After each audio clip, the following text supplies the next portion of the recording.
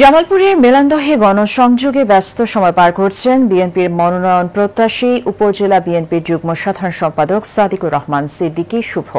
এ সময় তিনি বিএনপির ভারপ্রাপ্ত চেয়ারম্যান তারেক রহমানের রাষ্ট্র কাঠামো সংস্কারে ৩১ দফা প্রচার ও ধানের শীষের পক্ষে গণসংযোগ করেন। জামালপুর জেলা মৎস্যজীবী দলের দপ্তর সম্পাদক শাহ মোহাম্মদ রাজু, ঘোষের পাড়া ইউপি সদস্য মাসুদ মেম্বার, বিএনপি নেতা ফরহাদ সিদ্দিকী সহ আরও অনেকে এ সময় উপস্থিত ছিলেন। পরে বিভিন্ন পূজা মণ্ডপ পরিদর্শন করে শারদীয় শুভেচ্ছা বিনিময় করেন সাদিকুর রহমান সিদ্দিকী শুভ। ভারপ্রাপ্ত চেয়ারম্যান জনাব তারেক রহমানের নির্দেশনায় আমরা যারা মনোনয়ন প্রত্যাশী তারা ৩১ দফাকে সামনে নিয়ে জনগণের কাছে যাচ্ছি।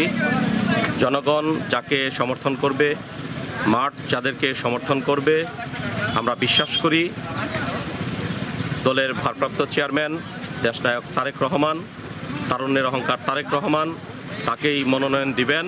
সেই লক্ষ্যেই আমরা রাষ্ট্র সংস্কারের ৩১ দফা নিয়ে জনগণের দুয়ারে দুয়ারে যাওয়ার চেষ্টা করছি এবং আমার ধানের শীষের পক্ষে একটি গণজোয়ার তোলার জন্য চেষ্টা চালিয়ে যাচ্ছি।